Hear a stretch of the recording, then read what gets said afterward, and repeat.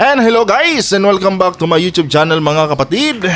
Welcome back sa One Talk PH. At ito na po ang pinaka-latest na balita mga kababayan na ating nasagap sa mundo ng internet. At ito mga kapatid, magugulat kayo dito kung bakit itong bansang China handang makipagyera sa bansang Pilipinas para lang dyan sa may West Philippine Sea. Ito pala yung totoong dahilan dito mga kababayan. At isa pa mga kapatid, ito pala si former President Gloria Macapagal Arroyo. Siya pala ang pinag-ugatan nitong lahat ng mga nangyayari dyan ngayon sa may West Philippine Sea. At yan po ang ating pag-uusapan ngayon mga kababayan. Pero bago ang lahat, huwag kalimutang mag-subscribe at paki-like din po ng ating video para i-share pa ni YouTube sa iba pang hindi pa nakakapanood. Ito, panoorin muna natin to mga kababayan. Sa isang regular press conference noong Lunes, April 1, muling iginiit ni Chinese Foreign Ministry spokesperson Wang Wenbin ang hindi umano pagtupad ng Pilipinas sa mga pangako nito sa China. Pilitan niya itong tinatago ng Pilipinas at ito rin umano ang dahilan kung bakit tuloy-tuloy ang paglalabas ng bansa ng mga akusasyong hindi naman totoo laban sa China. Okay. Nangakuan niya ang Pilipinas na aalisin ang BRP Sierra Madre mula sa Ayungin Shoal noon pang 1999. So, okay. Administrasyon po ni Pangulong Joseph Estrada, kung ang taon na sinasabi ng Chinese Foreign Ministry spokesperson ay 1999, administrasyon po ni ERAP. So dito guys, makikita natin na gaya ng sabi ni Atty. Harry Roque, hindi daw si President Digong ang nangako diyan na tatanggalin yung BRP Sierra Madre. Ito kasi China mga kapatid, pinagmumuka kasi tayong tanga ng bansang ito. Ayaw kasi nila agad tukuyin kung sino yung nangakong presidente na tatanggalin yung BRP Sierra Madre na yan. At ngayon lang to lumabas mga kapatid, na 25 years ago pa pala yung pangako na yan na tatanggalin ang BRP Sierra Madre under the administration of former President Joseph Estrada. So sa makatuwid mga kababayan, si Estrada pala ang nangako na tatanggalin niyang BRP Sierra Madre at hindi pala talaga si President Digong ang nangako niyan. Tuloy natin. Dati na rin tinukoy ng China na si dating Pangulong Joseph Estrada ang nangako nito noong 1999. At iniulat rin umano ito ni dating Pangulong Gloria Macapagal Arroyo noong 2003. Of course, mariing pinabulaanan nito nila Senator Jinggoy at Senator J.V. Ejercito dahil si Pangulong ERAP nga daw yung nagpasadsad. Parang contradictory diyan sa BRP Sierra Madre. Correct. Pero ayon sa ilan, nagkaroon lang naman ng strategic value o halaga sa China yung Ayungin Shoal. Ito. Kailan? Matapos pumasok si Arroyo sa isang joint marine seismic undertaking kasamang China noong 2005 hanggang 2010. Yon. Nagbigay ng otoridad sa China para siyasatin ang karagatan sa loob ng 200-mile EEZ, Exclusive Economic Zone boundary ng Pilipinas dyan po sa may Palawan. At sa naturang pagsisiyasat, nadiskubre po ang presensya ng malaking deposito ng langis. So yun na mga kapatid, dito na po nagsimula yung interest ng bansang China dyan sa may West Philippine Sea. Dahil noong maupo itong si former President Gloria Macapagal Arroyo mga kababayan, sinailalim niya ang bansa sa isang joint exploration kasama ang bansang Vietnam. Tatlo yan mga kapatid, China, Vietnam at Pilipinas. Yan yung tinatawag nila na seismic. Seismic exploration ba yung tamang term niyan? Basta yun. Ngayon mga kababayan, kinontra po yan ng ating Korte Suprema. Dahil yung seismic na yan mga kapatid ay against po yan kasi sa ating konstitusyon. Dahil binibigyan natin ng pribilehiyo itong mga foreign countries mga kapatid na pasukin yung ating teritoryo para pag-eksperimentuhan. Diba? So ngayon mga kababayan, dahil sa pagpayag ni former President Gloria Macapagal Arroyo sa joint exploration na yan, nadiskubre ng China mga kababayan na meron palang malaking deposito ng langis dyan sa ating Exclusive Economic Zone. Kung kaya't naman mga kapatid, yan no after ng seismic na yan, lumaki na ang ulo ng China at pinagka-interesan na nila yung West Philippine Sea. Dito po talaga nag-ugat yan mga kababayan. And take note guys si former President Gloria Macapagal Arroyo ay personal na kaibigan yan ni former President Duterte. Kaya hindi nakapagtataka mga kapatid, no, nasa panahon ni Digong ganon sila ka-close sa bansang China, no? Dahil itong kaibigan niya na si former President Gloria Macapagal Arroyo ay kaibigan din, no, kumbaga close friend din ng bansang China during doon sa kanyang administrasyon. Dahil alam naman natin mga kababayan, no, kung gaano ka-corrupt na presidente itong si former President Gloria Macapagal Arroyo, kaya nga siya nakulong mga kapatid, 'di ba? Dahil doon sa kanyang issue ng corruption. At ngayon mga kababayan, no, unti-unti na pong lumilinaw ang lahat ng bagay kung bakit, no, itong bansang China desperadong agawin sa atin itong West Philippine Sea. Anyway, tuloy muna natin to. Po ang presensya ng malaking deposito ng langis Yon. at natural gas Okay. sa paligid ng Recto Bank na 85 nautical miles lang po ang layo mula sa Palawan. Grabe, no? Ito pong Ayungin Shoal ang itinuturing pong daanan papasok dyan po sa Recto Bank. Okay. Nahayag lamang umano ng interes ang China sa Ayungin Shoal matapos mabuo ang Joint Marine Seismic Undertaking. Naalala ko yung Joint Marine Okay. Seismic with PNOC yan eh. Oh. I remember that. Were you with Department of Energy at that time? No, I Oh. remember when I joined, that was one of the things that they were discussing. Oo. So, ayun. But alam ko walang nakuha dyan eh. Kasi napakabanga Okay. mag-explore.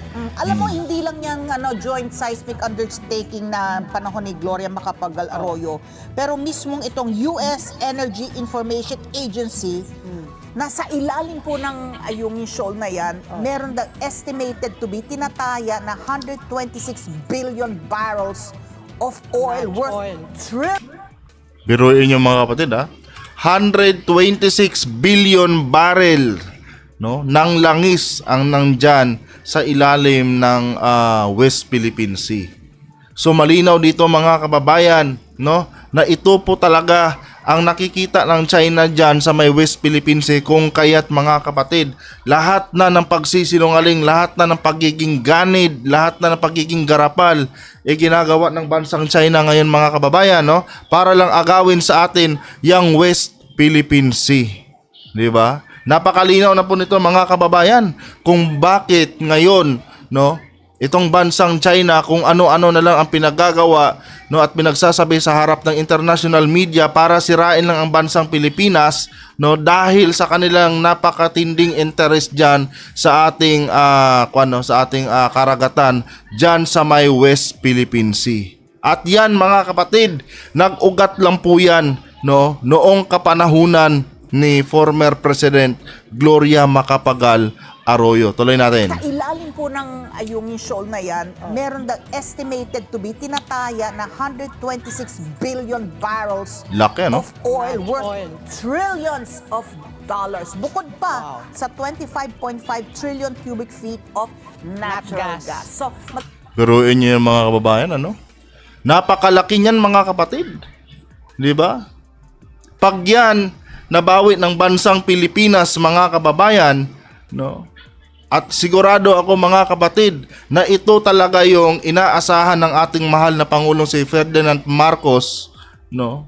Na mabawi yung West Philippine Sea na yan dahil alam niya mga kapatid na once ito na panindigan ng Pilipinas at tuluyang nabawi na natin yung West Philippine Sea na yan sa kamay ng mga incheck. Dahil nga itong mga presidente nitong nagdaan mga kababayan, ano? Sila Macapagal Arroyo, sila former President Duterte, halos pamigay na sa bansang China yung teritoryo na yan, no, once na mabawi yan ng bansang Pilipinas mga kababayan, ito na yung sinasabi nating maliligayang araw ng bansang Pilipinas. Biruin nyo mga kapatid, no, kung gaano kalaki yung deposito ng langis dyan at natural gas, di ba?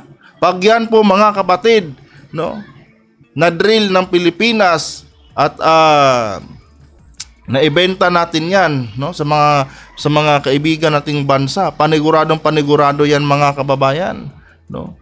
Yan na po ang magdadala or mag-aangat sa bansang Pilipinas. Baka yung 20 pesos na sinasabi ni BBM na presyo ng bigas, mga kapatid, baka maging 15 o maging 10 pa per kilo. 'Di ba? At ngayon, itong ating mahal na Pangulo, mga kababayan, ay patuloy, no, sa kanyang paninindigan diyan sa may West Philippine Sea na sa atin 'yan. No, sa atin 'yan. No. Kaya nga kahit magkagera pa, mga kapatid, handang harapin ang ating mahal na Pangulo dahil alam niya na yan lang ang susi ng kahirapan ng bansang ito. Yan lang ang susi, mga kababayan, para makilala ang ating bansang Pilipinas. Kasi tingnan nyo guys, itong mga kilalang bansa ngayon, yung mga malalaking bansa na sobrang yayaman, yumaman lang yan, mga kapatid, dahil dyan sa kanilang mga produktong mga produktong petrolyo, dahil dyan sa mga langis na kanilang binebenta. Diba? Tingnan nyo yung mga bansa, no? Mag-research kayo, mga kababayan. China, Russia, yung sa Middle East, no? Sa Saudi yata, di ba? And itong US, di ba? Tingnan nyo, ano ba ang pangunahing produkto niyan? Langis. Di ba? Kahit yung bansang Ukraine, mga kababayan, no? Isa sa pangunahing produkto din ng bansang Ukraine ay langis. No? Kaya napaka progresibo nila, no? Lahat ng gusto nilang mga armas nabibili nila, mga kapatid, no? Dahil meron silang sapat na resources, no? Para magpayaman. And tayo din, mga kapatid, no? Ang bansang Pilipinas, meron din tayo dapat, no? Sobrang resources para magpayaman, at yan po ay ang West Philippine Sea, na kung saan pinabayaan po ng mga nakaraang administrasyon, di ba? After kasi kay Gloria Macapagal Arroyo, mga kababayan, yun na nga, no? Si Pinoy yung sumunod, at doon na nagsimula yung tension, mga kapatid.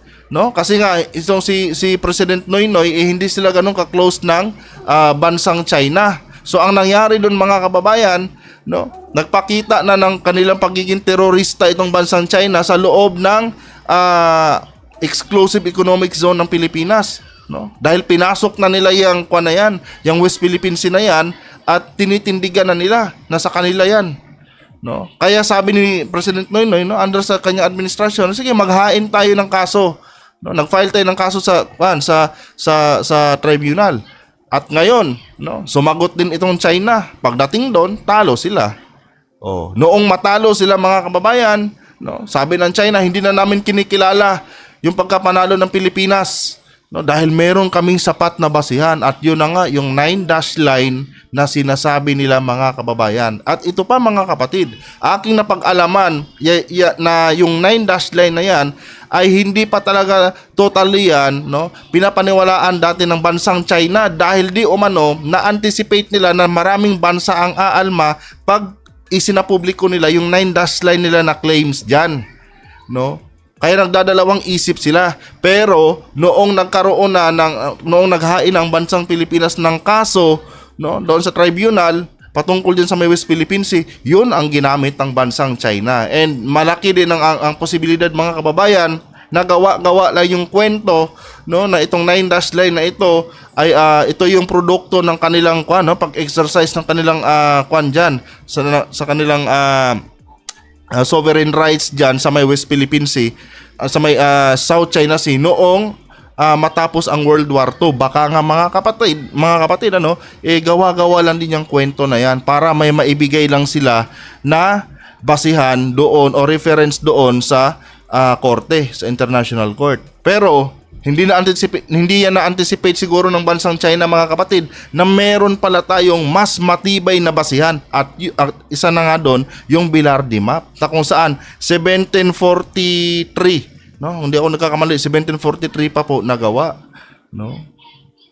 So ngayon ang bansang China, mga kababayan, kung ano-ano na lang po yung pinapalabas nilang fake news ngayon sa harap ng international media para sirain lang ang kredibilidad ng bansang Pilipinas. Biruin nyo, mga kapatid, sinabi ng bansang China na tanging Pilipinas lang at mga kaalyado nating bansa ang kumikilala na pagmamayari natin yung West Philippine Sea na yan. Pero kung tutuusin, mga kababayan, no, nagkaroon lang naman sila ng interest dyan noong hinayaan sila ni former President Gloria Arroyo na makapasok sa ating exclusive economic zone dahil doon sa seismic na joint exploration na yon. Doon nila nakita, no, kasi itong bansang China sugapa talaga yan mga kapatid, no. Doon lang nila nakita na may malaking deposito ng langis diyan sa teritoryo ng Pilipinas, no. Kung hindi sana hinayaan yun mga kababayan, hindi sana ipagpipilitan ng China, no, na angkinin yung West Philippine Sea na yan. At ngayon, noong pumasok ang Duterte administration mga kapatid, no, pwede na sana natin panindigan yung ating yung ating pagmamay-ari diyan, yung ating teritoryo, pwede na sana natin ipaglaban yan sa China dahil nanalo na tayo sa arbitration. Ang problema mga kapatid, sabi ni President Duterte, yung pagkapanalo ng Pilipinas parang isang basurang papel lang na pag pinunit mo at tinapon sa basurahan ay isa na lang basura, no? And take note guys, si former President Duterte at si Gloria Macapagal Arroyo ay magkaibigan, no? Noong naupo si Duterte mga kapatid, siya pa nga ang nag-offer kay Arroyo nabigyan ng pardon yan 'di ba? Dahil wala di umano siyang nakikitang sapat na basihan, no, tungkol sa kaso na inihain kay Gloria Macapagal Arroyo. Gusto yung bigyan ng pardon yan. Kanya nga lang si Arroyo mga babayan, hindi tinanggap yung pardon dahil sabi ni Arroyo, parang sinabi ko na rin na guilty ako sa plunder na kinaso sa akin. Dahil nga mga kapatid, para mabigyan ka ng pardon, dapat i-accept mo, no? I-accept mo na guilty ka. Ayaw ni Arroyo ng ganon. Kaya minanipula na lang ni Duterte siguro mga kababayan, no, yung Supreme Court nung time na yun kung kaya't nakalaya si GMA. Ganon ang nangyari mga kapatid. No. Kung hindi sana pinabayaan ni former President Arroyo yan, yung West Philippine Sea na yan, hindi yan sana hinayaan makapasok sa ating economic zone itong bansang China, no.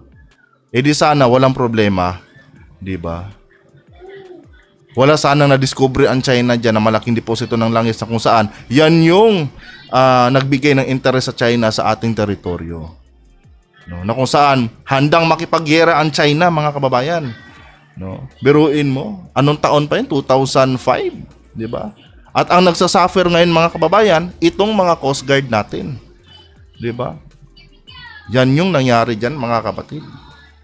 Dumagdag pa yung gentleman's agreement na sinasabi nila, di ba? So dapat talaga mga kababayan, next time pagka pipili tayo ng mga leader, dapat pag-isipan talaga nating mabuti, no? Wag lang yung popularidad ang ating pagbasihan mga kapatid. 'Di ba? Kaya pala mga kaibigan, ganon-ganon na lang nila gustong sirain itong si Pangulong Marcos dahil ang dami na pala nilang mga pangako diyan sa bansang China. 'Di ba? Ganon pala yung mga ginagawa nito. Naalala niyo mga kapatid, noong maupo si Martin Romualdez bilang tawag nito, pinakamataas na opisyal diyan sa may Kongreso, no? Si House Speaker Martin Romualdez, naging matunog din noon yung ni Gloria Macapagal Arroyo na magkukudita daw sa loob ng Kongreso mga kababayan, no? Kasi gusto nilang i-destabilize yung leadership ni Romualdez. Pero siguro nakita nila na sobrang lakas ng sobrang lakas ni Romualdez kaya hindi na lang nila tinuloy, no? At ditong mga nakaraan din, 'di ba, lumabas din yung issue na gustong i-destabilize, no, ng mga Duterte itong Marcos administration, 'di ba? So diyan pa lang mga babayan, malinaw na pansariling interest lamang nila yung kanilang iniisip, no? Ngayon guys, malinaw na sa atin kung bakit ganito kalala yung sitwasyon diyan sa may West Philippine Sea dahil nag-ugat pala yan kay Gloria Macapagal Arroyo. Si ERAP ang naglagay ang nagsadsad doon sa BRP Sierra Madre. Ngayon, ewan ko kung totoo na si ERAP din ang nangako kasi dalawang barko ngayon mga kapatid tapos yung isa yata nahila na, no? Tapos sabi ni ERAP ipapahila pa daw yata yung isa na yung BRP nga. Pero kung totoosin mga kapatid, no, technique lang ni ERAP yun, no? Para matindigan niya, para mapatunayan na sa atin yung West Philippine Sea, ginawa niyang niyan dyan, outpost natin, no? Kaya si Jinggoy, di ba? Maalala yung mga kababayan, noong nakaraang linggo din, nagsalita siya, no? Pinagsabihan niya itong si Roque, no? Na sobrang daldal di umano, di ba?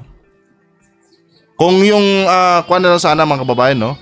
Noong administrasyon ni Arroyo talaga, kung mahal niya talaga ang bansang Pilipinas mga kapatid, di ba? Sana hindi niya hinayaan yan dahil magiging conflict of interest talaga yan, Di ba? Dahil ayon sa ating konstitusyon mga kapatid, no? Bawal po talagang papasukin yung ibang bansa dyan sa ating mga karagatan. Dahil exclusive nga yan para sa bansang Pilipinas. Unfortunately mga kababayan, syempre sugapa sila mga kapatid. Mukhang pera sila. Kaya yan ang nangyari. Ngayon, tayo yung nagsasuffer. No?